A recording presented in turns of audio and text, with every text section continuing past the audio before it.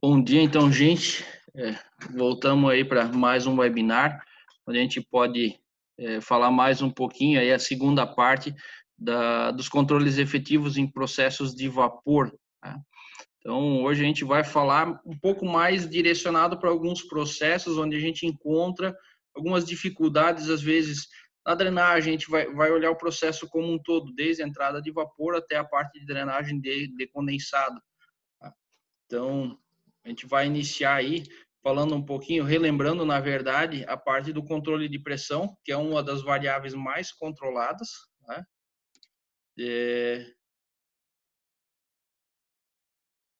Está sem áudio, estão ouvindo? O Felipe marcou que está sem áudio.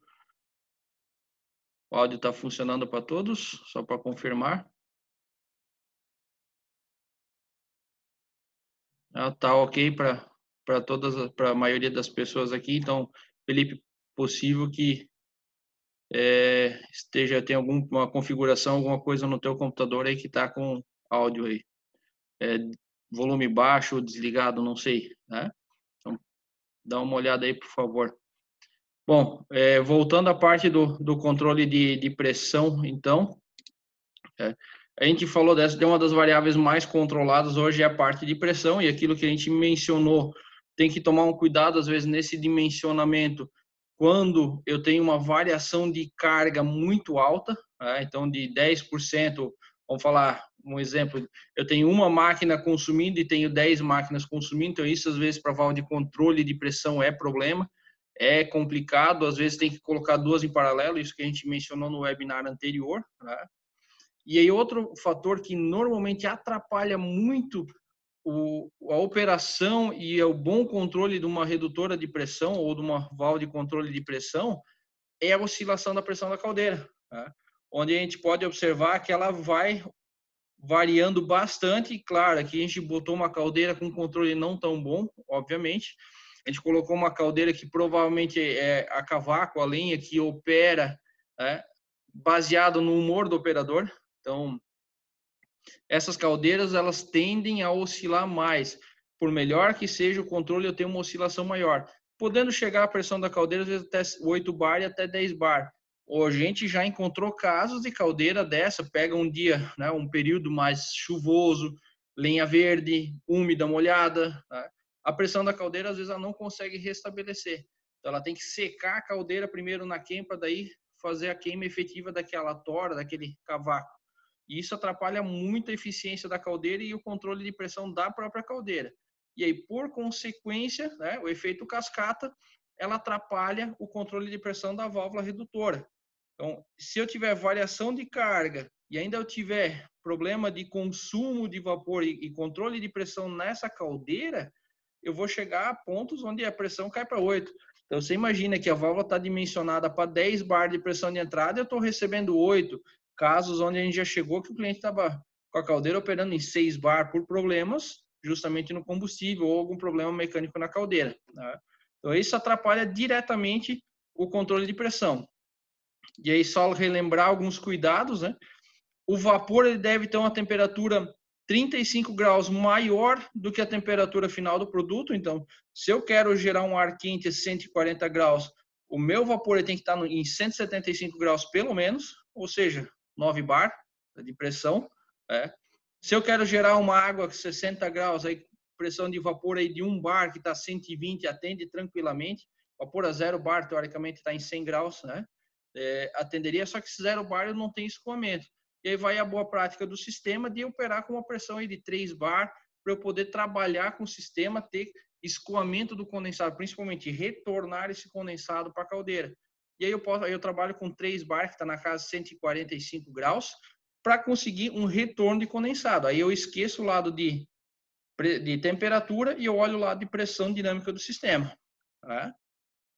Verificar se o trocador tem área suficiente, ou seja, se ele está dimensionado para trabalhar com vapor a 10 bar, o vapor a 10 bar, ele tem um volume específico de 0,2, mais ou menos 0,17, 18 metros cúbicos por quilo. No momento que eu baixo essa pressão, por exemplo, a 2 bar, o volume desse vapor, o tamanho desse vapor, ele sobe para 0,6, é o inverso. Eu caio a pressão, aumento o volume.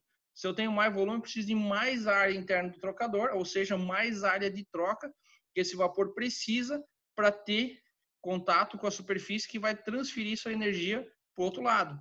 Então, eu tenho que analisar se o trocador tem área de troca suficiente e volume interno suficiente.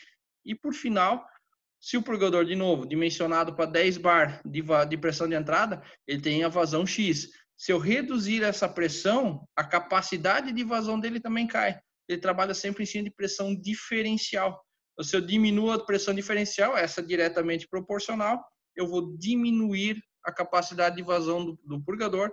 Automaticamente, eu não consigo escoar e não consigo aquecer o produto para a temperatura desejada do processo, né?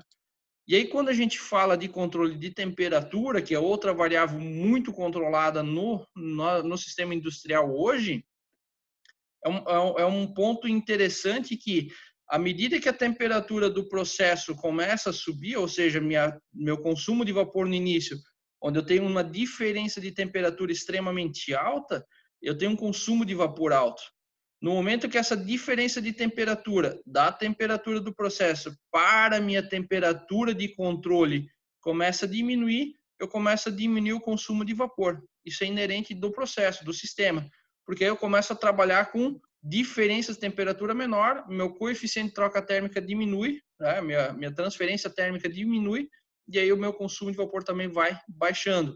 E a própria válvula de controle vai sentindo isso através do sensor de temperatura, e ela vai percebendo que, à medida que eu vou chegando perto, para evitar que a temperatura ultrapasse o valor desejado, ela já começa a diminuir a vazão de vapor para o trocador de calor. E aí eu garanto um controle muito mais estável, uma temperatura adequada para o meu processo. E aí, dependendo, e aí, nesse sistema aqui, a gente está desenhando um sistema on-off, né? Onde o consumo de vapor vai diminuindo proporcionalmente, ou vai aumentando, enfim, conforme a variação de temperatura. O sistema proporcional. Os sistemas on-off, eles têm um complicador que é ruim até para a própria caldeira, para a própria instalação. Que de repente abre uma válvula, joga um consumo, vou chutar de 1.000 quilos por hora, vou pegar de exemplo, e de repente é zero. 1.000 quilos, zero. Você imagina o controle de pressão dessa caldeira ou dessa válvula redutora que está abastecendo esse trocador de calor. Fica comprometido em função dessa variação. Então, sempre que possível, né, e aí tem que analisar financeiramente e tem que analisar qual é a variável de processo importante, qual é a oscilação permissível para o meu processo. Se a temperatura da água oscilar 3 graus para cima, 3 graus para baixo, tá ok, vai no off, né? É mais barato. Agora, não, eu preciso de um processo mais estável. Eu tenho problema de controle de pressão na caldeira, então eu vou trocar meus consumidores para consumidores proporcionais, que vai auxiliar o controle de pressão da própria caldeira. Eu tenho um consumo mais constante e eu não tenho essas oscilações instantâneas. Então, melhora todo o processo de geração de vapor, inclusive. Então, sempre avaliar os dois casos, né? Então, lembrando que à medida que a temperatura do processo vai chegando próximo à temperatura de operação, o set point, meu consumo vai diminuindo. E aí, se eu observar a curva de processo, né? À medida que eu vou diminuindo o consumo de vapor, a pressão interna do trocador de calor também vai diminuindo. Eu tenho condensação, eu tenho diminuição do volume, até pontos onde ele começa a gerar vácuo dentro do trocador. Por isso que em alguns casos se utiliza a válvula quebra-vácuo para evitar, principalmente nos trocadores de calor a placas, que ele puxe as gachetas para dentro do trocador. E aí, obviamente, começa um vazamento, né?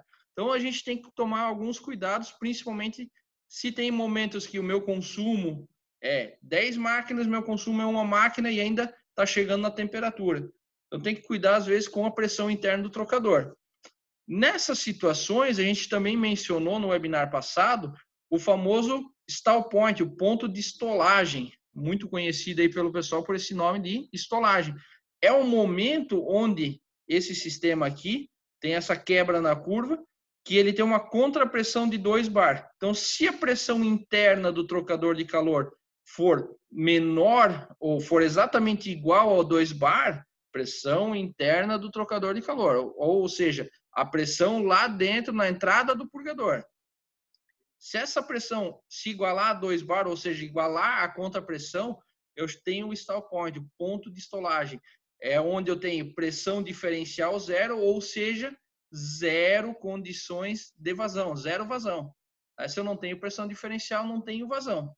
E aí o purgador começa a não conseguir escoar, não conseguindo escoar, ele começa a alagar o sistema dentro do trocador de calor, alagando esse sistema no trocador de calor, a temperatura tende a baixar. E aí vem o grande detalhe, né? Se eu não preciso de um processo extremamente fino, que a gente mencionou no webinar semana passada, por exemplo, soro, né? Soro fisiológico, onde a temperatura pode variar mais ou menos 0,5 graus, se eu posso variar 1, 2 graus, o que vai acontecer no sistema? Eu comecei a estolar, comecei a inundar o trocador, começa a baixar a temperatura. A válvula de controle já reage. E aí é interessante da válvula de controle proporcional. Ela reage imediatamente, corrige aquela pequena variação, ou seja, aumenta um pouquinho a pressão interna do trocador de calor e aí garante escoamento pelo purgador. Então, são pouquíssimos os processos, só os processos extremamente finos que demandam um sistema com o purgobomba, que é essa imagem que a gente mencionou no webinar passado. Então, eu preciso elevar o trocador de calor, gerar um coletor para que, no momento que o purgobomba entrou no sistema, que ele não está mais operando, ele entrou no ponto de estolagem ou abaixo dele, quer dizer, o purgador não consegue mais escoar condensado, ele vai injetar vapor nele mesmo, e esse vapor motriz, ele vai pressurizar o condensado dentro do purgobomba e empurrar ele para frente. No momento que eu estou pressurizando o sistema e empurrando o condensado, todo o condensado gerado dentro do trocador de calor é acumulado nesse coletor para evitar alagamento do trocador, evitar golpes e tudo mais. Quando ele entra em alívio, ele descarrega essa pressão para dentro desse coletor para equalizar a pressão e o condensado volta a escoar para dentro dele. Entra em nova condição de bombeamento. Tá? Então, ele vai operar nessa condição. De novo, são pouquíssimas as aplicações que demandam e necessitam efetivamente de purgobomba. Somente instalações com processo muito preciso, ou onde a pressão de operação já é na casa de meio bar. Né? Agora, pressões de operação de 3 bar, 4 bar, ou onde eu já vi algumas instalações com purgobomba operando a 6, 7, 8 bar de pressão, não faz sentido algum, porque você não tem uma contrapressão tão alta para demandar a necessidade de bombeamento de condensado.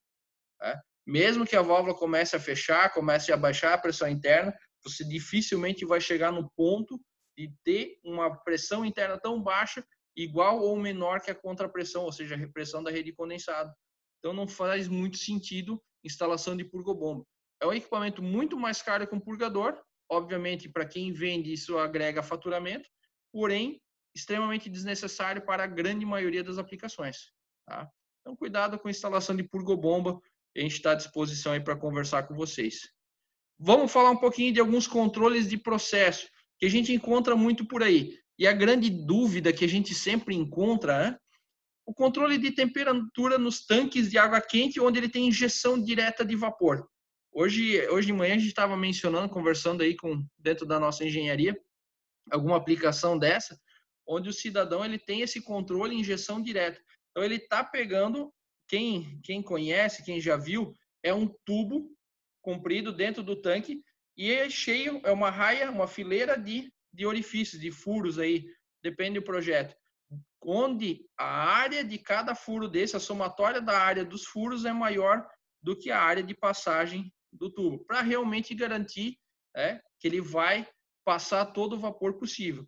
E normalmente esses controles de temperatura, onde eu tenho principalmente um volume de água grande, o pessoal coloca sistemas de controle de temperatura on-off. Injeta vapor, chegou na temperatura. Vamos pegar um exemplo. Eu estou gerando água a 60 graus. Ele injeta vapor até a temperatura chegar a 60 graus. Chegou em 60 graus, ele desliga. A temperatura tende a subir um pouco mais, uma inércia térmica. Ela passa para 61, 62 e começa a cair. No momento que ela cai, e aí dependendo do controle, eles colocam uma histerese, ou seja, uma diferença entre ligar e desligar a válvula. Então ele vai botar uma histerese, vamos pegar um exemplo de 3 graus. Então, e ela vai chegar no 60, continua com a válvula fechada, chegou em 57, ela abre a válvula, volta a inércia térmica, ela continua a baixar um pouquinho a temperatura até o sistema começar a trocar calor e ganhar energia de novo. E aí ele vai cair talvez para 55, 53 e sobe de novo para 60, overshoot de 2 graus, 3 graus, e ela vai ficar variando lá, dependendo do processo, 53 até 62, 63. Então, às vezes, o teu processo para isso é admissível, né? Porém, tem processo mais fino que não funciona. Lembrando que num sistema on-off, o importante é ter uma válvula de retenção para evitar que, quando a válvula fecha, volte água para dentro da tubulação para a saída da válvula. Você imagina abrir uma válvula de vapor e dentro da válvula você ter água de um lado e vapor do outro. O golpe de ariete que isso dá é muito forte. Tá? Para isso tem a retenção, que ela já tem uma estrutura mecânica muito maior, ela aguenta essas pancadas, ela aguenta essas intempéries, vamos falar assim, muito mais do que uma válvula solenoide, uma válvula esfera atuada, em que o pessoal acaba aplicando. O grande ponto é, normalmente a gente passa do lado desses tanques, o pessoal injeta vapor na pressão da caldeira, 10 bar. Tá? É um ruído extremamente alto e incômodo. Tá? Vocês que já passaram do lado desses tanques, esse ruído é muito chato. Tá? É um chiado alto.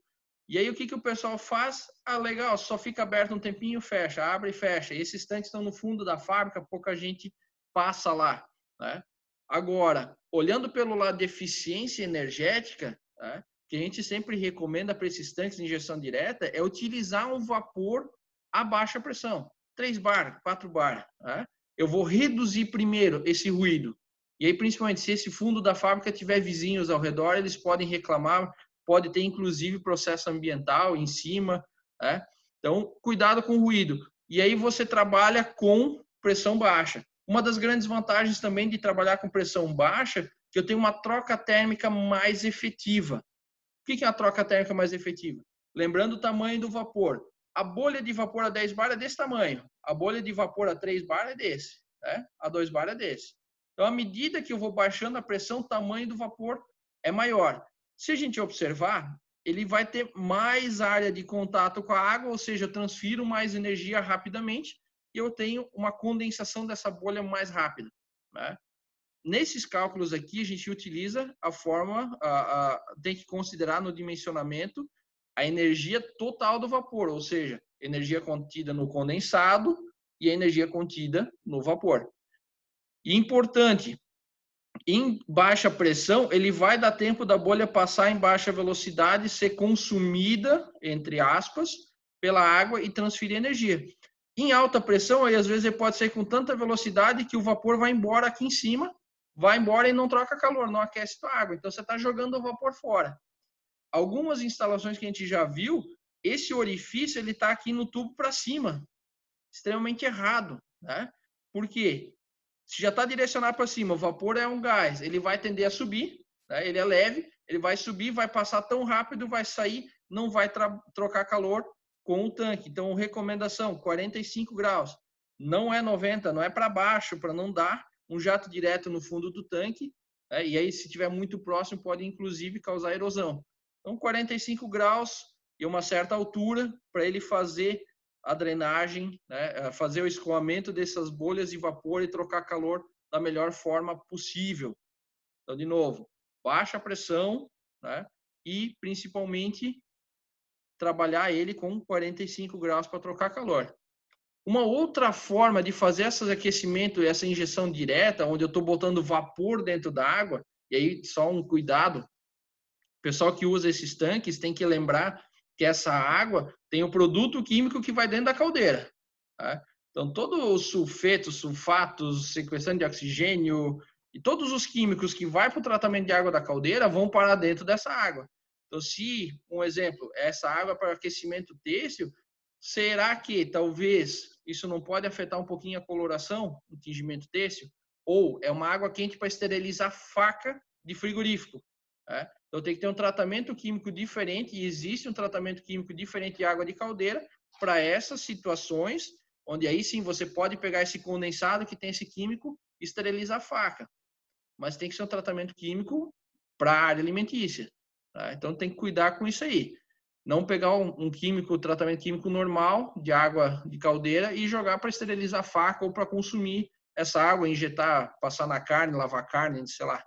Né? Então, cuidado com essa qualidade de água quando a gente fala de injeção direta.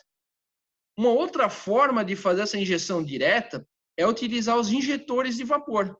Tá?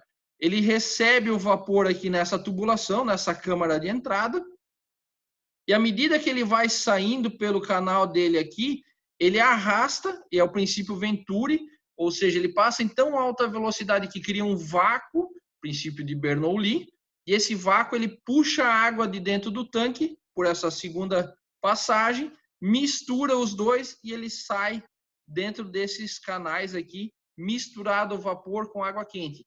Ele tem uma grande vantagem que ele até reduz o ruído, né? De novo, vapor de baixa pressão. E aí, dessa forma, você tem uma homogeneidade, você tem uma mistura desse vapor e água. A tua perda de vapor lá em cima é zero, bem dizer, dependendo da distância, a altura do tanque. Sempre tem que pensar na geometria também, tamanho. Mas a tendência é trabalhar com perda zero. Então, aquela economia de energia, aquele vapor saindo lá em cima, você elimina. Então, ele mistura água e vapor dentro da câmara dele, e aí você garante uma temperatura melhor, mais homogênea. Ele garante uma temperatura também, ele garante também uma pressão mais constante e um ruído menor. E aí sim, de novo, pode ser um off, que a maioria do pessoal utiliza, o ruído já vai ser menor. Só que, de novo, sistemas on-off para controle de pressão da caldeira são ruins, né?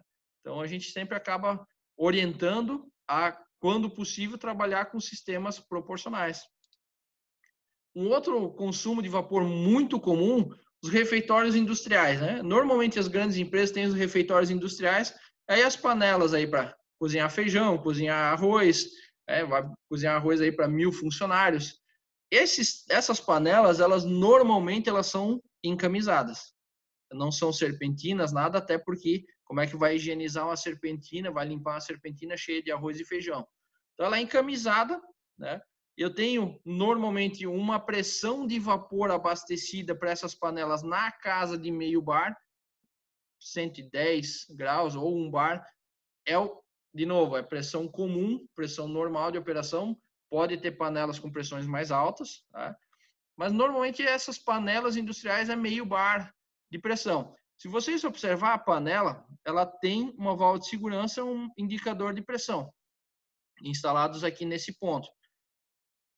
Essa válvula de segurança ela está protegendo a pressão dessa camisa, onde, de novo, quem assistiu o vídeo lá, né, quem fez o vídeo, o webinar de válvula de segurança, tem um negócio chamado PMTA, pressão máxima de trabalho admissível. E essas panelas normalmente é meio bar, um bar. Então a válvula de segurança está ajustada em meio bar, um bar, sistemas normalmente on-off, né? E normalmente o pessoal esquece de fazer uma manutenção preventiva nessas panelas. É incrível a quantidade de válvula de segurança que a gente vê nessas panelas sem a devida inspeção. Então, cuidado, né? Quem tem essa panela industrial, dá uma checada, faz uma preventiva, panela aí, né? Dá uma olhada, chama o engenheiro responsável aí, faz os lados NR13, avaliar essas panelas, que são vasos de pressão. Tá? E aí a válvula de segurança tem que ser inspecionada, o manão tem que ser calibrado. Então, o controle de pressão dela, você já reduz a pressão antes, e aí o pessoal normalmente abre a válvula de entrada de vapor e deixa encher o sistema e mantém a pressão que a válvula redutora lá atrás está mandando para as 4 panelas. Então, eu tenho uma redutora mantendo lá o meio bar, eu abro o consumo de uma válvula de esfera e normalmente essa válvula é manual. Parou de cozinhar, o pessoal vai lá e fecha. E essa panela, normalmente, por ser um equipamento, né, que o pessoal compra querendo que seja barato, ela tem aqui no fundo um purgador termodinâmico. Tá? Termodinâmico, a gente vai fazer um webinar aí nas próximas semanas, falando dos tipos de drenagem. O termodinâmico ele é ruim para a troca térmica. Ele está interessado no calor dele, na temperatura dele, não na temperatura do processo. Para a panela, onde a temperatura pode oscilar, não é problema. O meu processo admite oscilação. mas no momento que ele está fechado, ele fica alagando, e no momento que ele descarrega, ele enche de vapor. Então, a temperatura aqui na camisa, né, nessa chapa onde tem contato com o alimento, ela vai oscilar 3, 4, 5, 10 graus, aí, dependendo do processo, por conta do tipo de purgador instalado. Então, o recomendado é purgador de boia. Tá? E aí, nessas panelas, aí vamos botar um nível industrial, tanque encamisado, que é o mesmo conceito. Eu vou fazer, por exemplo, fabricar geleia, fabricar, né, doce, enfim. O pessoal põe tudo num tanque encamisado, enorme, injeta vapor numa lateral e o purgador retira o condensado lá no ponto baixo. Mas a gente tem um problema. Quando ela para, normalmente o sistema, ao final de semana, quando eu tenho algum ponto de vazamento, se eu tenho vapor saindo, quando eu não tenho pressão, o ar entra. Entrando o ar, ele vai se alojar em toda essa câmara. Quando eu chego e abre a entrada de vapor, o vapor até empurra o ar que está nesse conjunto para o purgador aí. De novo, purgador de boia. Normalmente, o purgador de boia tem o eliminador de ar e ele tira o ar que está fazendo esse caminho. Agora, o lado oposto. Né? Quem garante que o ar do lado oposto vai sair? E aí a gente entra num problema, nós encontramos o problema nessas panelas normais, principalmente as panelas muito grandes, que o ar fica alojado de um lado e o vapor do outro. E aí quando você faz uma termografia, está entrando aí com vapor aí de baixa pressão, né? 132 graus é uns 2,5 bar, 3 bar, nessa casa 2,5 bar. Estou entrando vapor de 2,5 bar, eu tenho a temperatura alta numa lateral e eu tenho a temperatura fria no outro lado da panela. Né? E aí a imagem, um purgador termodinâmico, ele fechado alagando o sistema. Então, qual é a homogeneidade desse produto? Qual é a qualidade desse produto? Primeiro, ele passa na superfície quente e superfície fria. Quente e fria. Normalmente ele tem um agitador, então ele fica trabalhando de um lado para o outro, ele pega, esquenta, esfria, esquenta, esfria. Então, o teu produto já não tem a mesma qualidade se tudo estivesse na mesma temperatura. Purgador de boia, ele não ia permitir esse alagamento e a tendência de estar na mesma temperatura, inclusive no fundo desse tanque. Então, cuidado, né? De novo, nesses tanques encamisados, purgador é muito comum ver termodinâmico, que não é recomendado, substitua por um boia. E do outro lado, onde você tem a entrada de vapor, do lado oposto, a gente sugere colocar um purgador eliminador de ar para os sistemas de vapor. Então, ele vai medindo a temperatura e aí, quando ele identifica que é ar, o ar está numa temperatura mais baixa que o vapor, ele elimina esse ar e garante uma distribuição homogênea dentro da camisa. Eu tenho vapor desse lado e eu também vou ter vapor do outro lado da camisa. Tá? Simples, é um purgador instalado do lado oposto da entrada e substituição do purgador termodinâmico por um purgador de boia. Tá? Vapor para peletizadora de ração. Aí vem um grande ponto que a gente sempre acaba tomando muito cuidado. Né? Vocês podem observar que é uma estação redutora um pouco diferente. Normalmente essas estações redutoras, elas trabalham com uma drenagem na entrada e jogam vapor para o processo. Peletizadora de ração, o pessoal normalmente faz uma subida, faz uma bota.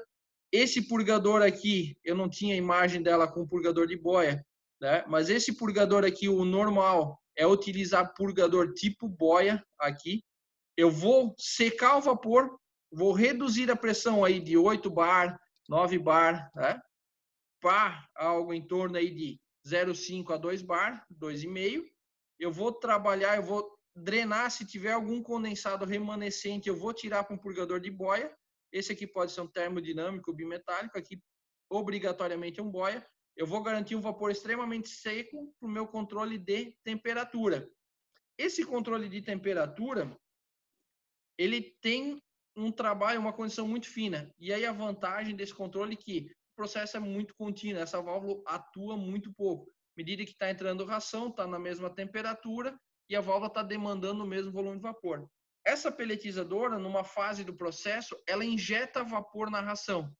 Só que essa injeção de vapor na ração, ela deve adicionar o mínimo possível de condensado, ou seja, de umidade. Eu só quero aquecer essa ração para fazer a extrusão da forma correta e eu não quero adicionar umidade. Então, eu jogo um vapor extremamente seco, para garantir que o sistema que a ração saia na condição correta de umidade e temperatura. Né? E outra grande condição aqui, quando a gente fala nessas reduções, ela pode superaquecer. Aqui é a saída 3 aqui. Então, a tendência, às vezes, de superaquecer um pouquinho e garantir que eu não vou ter umidade nesse sistema. Problemas nesses controles.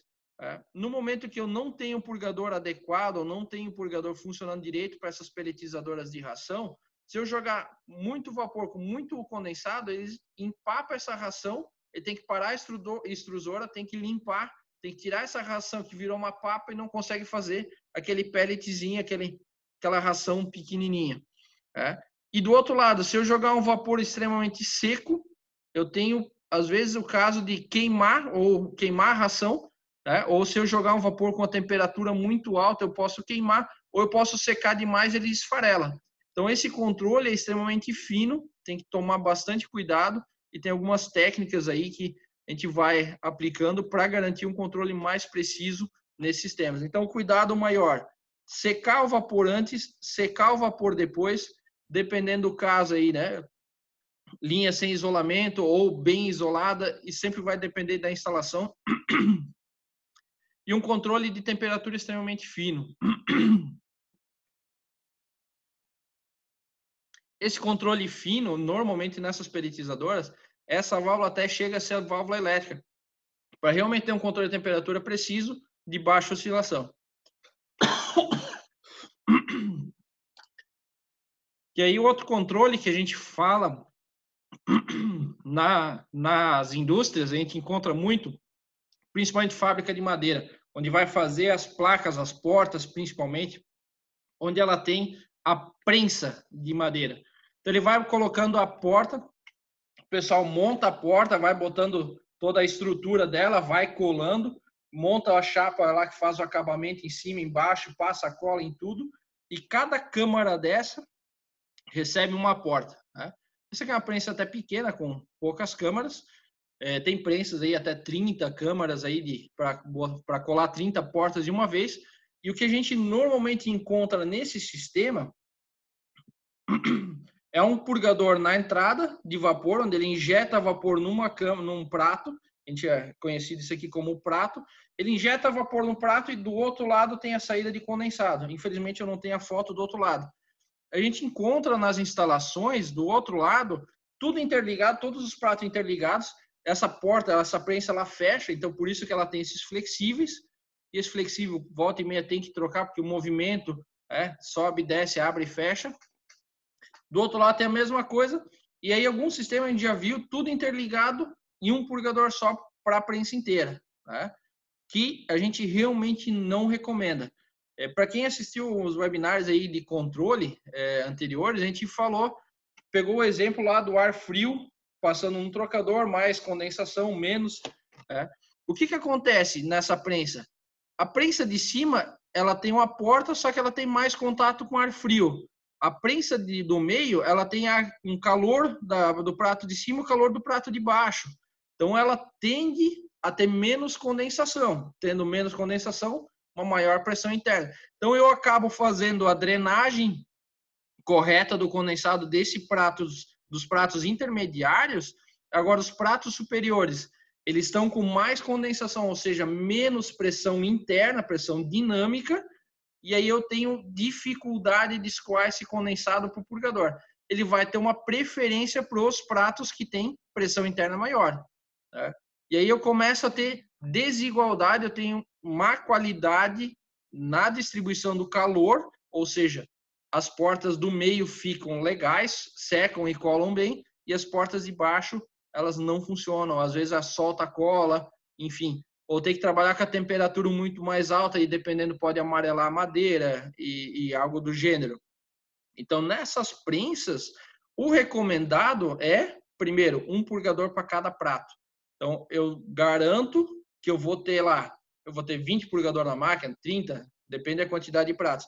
Porém, independente da pressão interna dele, o purgador vai estar funcionando, vai estar drenando. Não um purgador para a máquina inteira. Tá? E outro ponto importante, que normalmente a prensa, os pratos do meio e algum ponto no meio, eles colocam um sensor de temperatura, PT100. Eles controlam temperatura. Então, tem uma válvula que vai lá abrindo e fechando o vapor, mandando o sistema lá até chegar na temperatura. Vai modulando até chegar nesse controle preciso. De novo, eu tenho controle de temperatura, pressões internas diferenciadas. E, principalmente, essas válvulas normalmente são on-off. Então, eu tenho pressão, eu estou escoando condensado. Zero. Para de escoar condensado, começa a alagar. Tenho pressão, escoa. Então, é um sistema que ele varia muito a temperatura do processo. Então, dependendo da qualidade que você precisa nessa porta, ela está muito ligada e muito comprometida devido ao tipo de controle. E aí, de novo, controle de temperatura, eu estou medindo um ponto central. Eu estou mandando entrar vapor com base num ponto central. Tá, mas e a temperatura do primeiro e do último prato? Como é que fica? A gente sabe que tem temperaturas diferentes. Então, tem que tomar cuidado. A maioria das prensas aqui na nossa região trabalha com temperatura. O que se pode fazer e outras regiões operam é pressão. Então, eu tenho um sensor de pressão nesse coletor, eu tenho uma válvula de controle aqui na entrada, eu vou manter uma pressão igual para todos os pratos. E lá no final, os purgadores individuais, né, um por prato, para garantir a drenagem correta e a melhor qualidade. Então, se trabalha por controle de pressão. E aí, o controle de pressão não pode ser um off, tem que ser proporcional.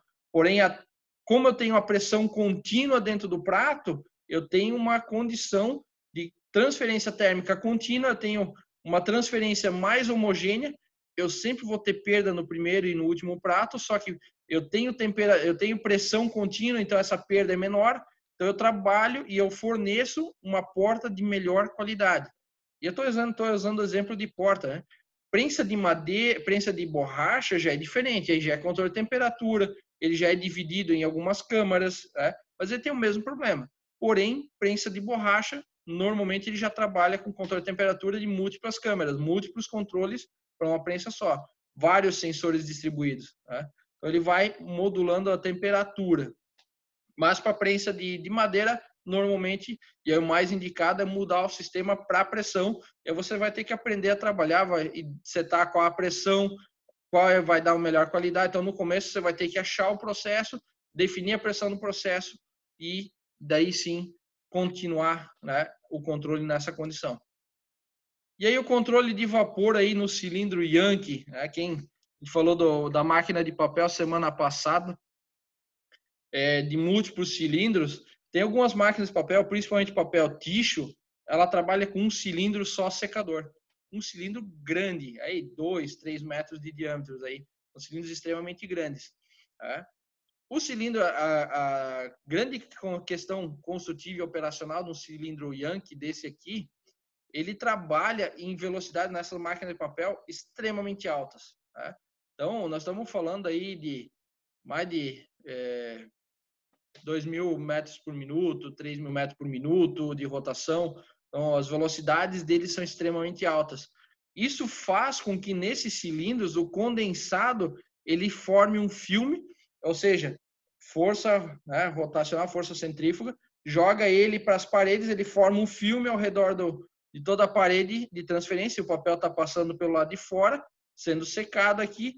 E esse condensado ele é coletado por esses tubinhos, vários tubos distribuídos aqui.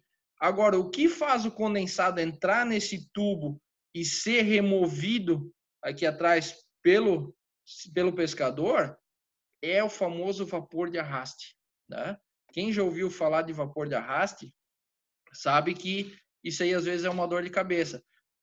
Vamos pegar o exemplo, máquina de fabricar papel, papel reciclado, papel cartão, papel craft. As velocidades são muito mais baixas. E aí se tem purgadores com o famoso libertador de vapor preso. Né? O que é o libertador de vapor preso? É um bypass do purgador que eu estou jogando aquele vapor fora. Eu preciso jogar o vapor fora para que, à medida que ele entre nesses tubos coletores aqui do pescador, então essa peça toda aqui é conhecida como pescador, para ele entrar lá, ele tem que jogar vapor e o vapor vai arrastar o condensado. Então, eu preciso jogar vapor fora. Num purgador de boia, que são aplicados para esses sistemas, se chega a vapor, ele fecha, inunda o cilindro.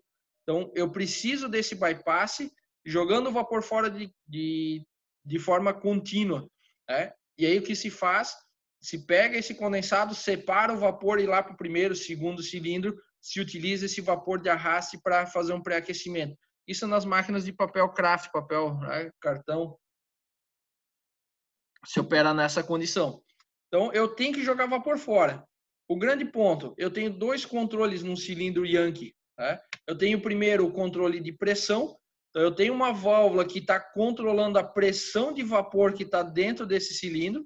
Então, a ideia é secar papel. Em teoria, eu deveria trabalhar com temperatura. Eu vou botar a temperatura na superfície e eu vou controlar essa temperatura. Aí eu pergunto, como é que você mede temperatura de um cilindro que tá girando, que está rotacionando? Tá? Ah, medidor de temperatura laser. Legal. É possível? É. Tá?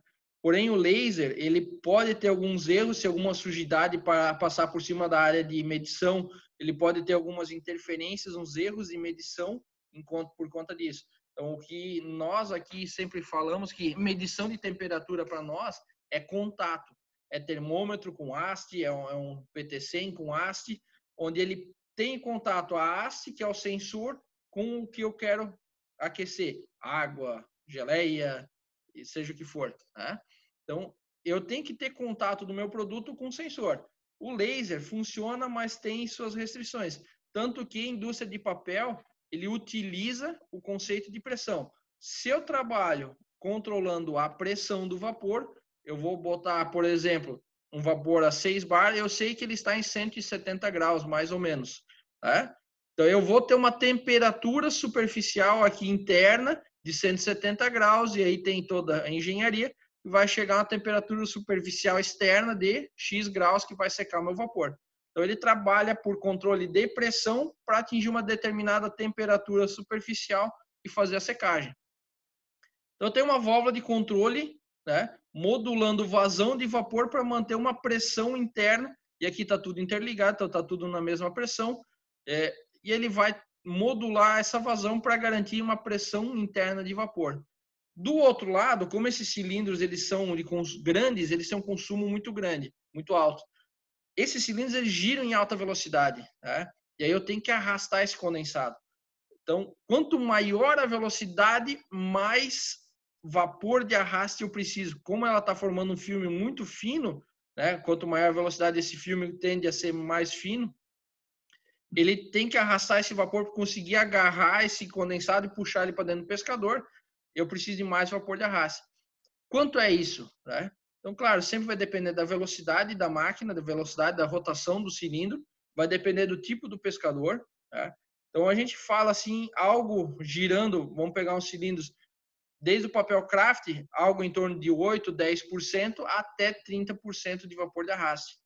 E aí, quando a gente vai falar no dimensionamento dessa válvula de controle, eu tenho que considerar, eu vou ter uma troca térmica, por exemplo, de 3.000 quilos de vapor. Esse é o meu consumo de vapor para aquecer e secar esse papel que está passando aqui pelo lado externo, 3.000 quilos. A minha válvula de controle de pressão, a válvula que vai entrar o vapor, eu vou ter que dimensionar ela com 30% a mais de vapor. Num cilindro de alta rotação que precisa de 30% de vapor de arraste. Ou seja, eu vou injetar 3.900 quilos para que 900 quilos de vapor sejam eliminados pelo cilindro para poder remover o condensado da película e arrastar ele para fora do cilindro. Então, olha só, eu preciso entrar com 3.900 quilos para sair 3.000. Então, tem que tomar esse cuidado nesse dimensionamento. E aí, a válvula de controle aqui na saída, o pessoal, como eu tenho um volume de vapor, imagina, eu tenho que jogar 900 quilos de vapor fora. Como eu tenho esse volume de vapor extremamente alto, eu tenho condensado saindo junto, um purgador não vai funcionar. Ele não tem capacidade, não tem bypass interno ou libertador de vapor preso grande o suficiente para essa aplicação. Então, se trabalha com válvula de controle aqui na saída, onde ela controla e a variável dela é pressão diferencial. Então, tem o transmissor de pressão da entrada do vapor e da pressão na saída, controlando e essa válvula vai modulando a passagem, a vazão de vapor dela e condensado, né, na casa de meio a 1 bar de pressão. Diferencial. 9 bar aqui, eu vou controlar 8,5, 8 ou 8,5 nesse ponto aqui. Meio bar de pressão diferencial, 1 bar de pressão diferencial. Então, ela vai medindo e vai garantindo que eu tenha pressão diferencial, ou seja, escoamento contínuo, removendo esse condensado. Tá? E aí, o cuidado com essa válvula é fluido bifásico. Uma das piores condições para válvula de controle é fluido bifásico, vapor e condensado. Né? E aí, o que o pessoal normalmente se engana, eu estou passando água. Como a gente já recebeu solicitação de válvula de controle para esse ponto de aplicação, onde falava que era água 90 graus. Não, estou tirando o condensado, está saindo 90 graus, é água. Que era para 3 metros cúbicos. Deu uma válvula pequena, extremamente pequena. Quando a gente começou a avaliar o processo, começou a entender o que o cliente estava necessitando, eu tive que dimensionar para 900 quilos de vapor, mais os 3 metros cúbicos de água. Então, a válvula que deu 1,5 polegada, por exemplo, ela passou uma válvula de 3 polegadas. Tá? Porque o vapor, de novo, ele tem um tamanho muito maior do que a água. E o fluido é bifásico. Eu tenho que trabalhar com uma válvula muito maior para garantir uma velocidade interna menor, evitar a erosão. Eu tenho que trabalhar com internos endurecidos, eu tenho que trabalhar com gaiola. Então, é uma válvula especial para esse ponto de saída. Tá? De novo, fluido bifásico. Você imagina um vapor arrastando condensado em alta velocidade. Jato d'água, corte d'água, né? Erosão. Então, é extremamente crítico, extremamente complicado. Então, essa válvula, ela tem a tendência de ser uma válvula grande, em relação, não só por conta do condensado, mas por conta do vapor de arraste. Então, tem que sempre avaliar esse sistema, essa instalação. Tá? E aí, um dos últimos pontos que a gente vai falar um pouquinho é a drenagem de condensado nos sistemas de vapor a vácuo. Né? Onde é que a gente tem sistema de vapor a vácuo? Por exemplo, eu estou lá na geração da turbina, e aí tem algumas turbinas que chegam a ponto de ter vapor de vácuo, ou seja, vapor a 45 graus, né? Vapor a 70 graus.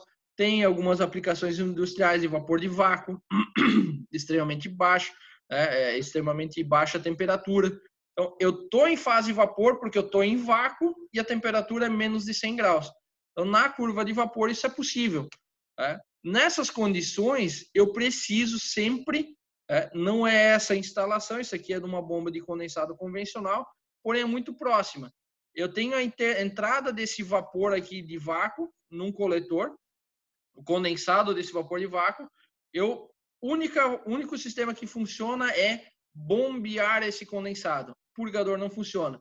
Se eu tenho vácuo nesse ponto por exemplo, estou descarregando para a atmosfera, na hora que essa bomba abre, ou o purgador abriria, eu teria contra-fluxo, que eu tenho vácuo. A tendência é o ar voltar para dentro do sistema. Tá? Eu tenho a pressão maior, pressão atmosférica, eu tenho vácuo. Então, a tendência é ele seguir o fluxo contrário. Por isso que o purgador não funciona.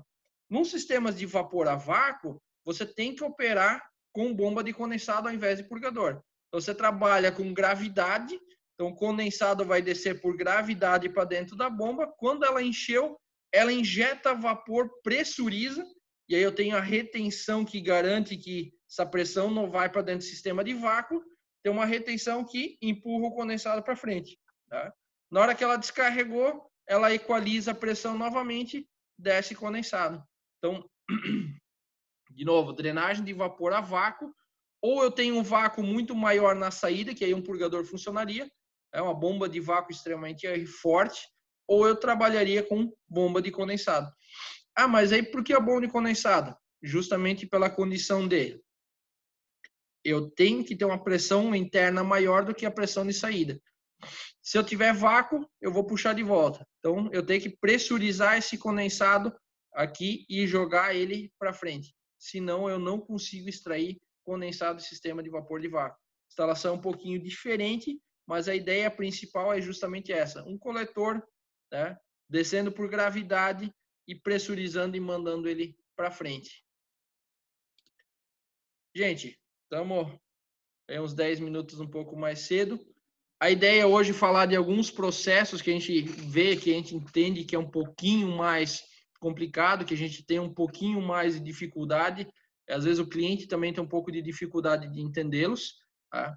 A gente quis apresentar e deixar aí algumas dicas práticas. Tá? A gente agradece a participação de vocês, agradece aí nova participação, agradece o tempo disponibilizado. A gente coloca a nossa engenharia, tá aí o meu contato. Precisar de algum apoio técnico, pode entrar em contato com a gente.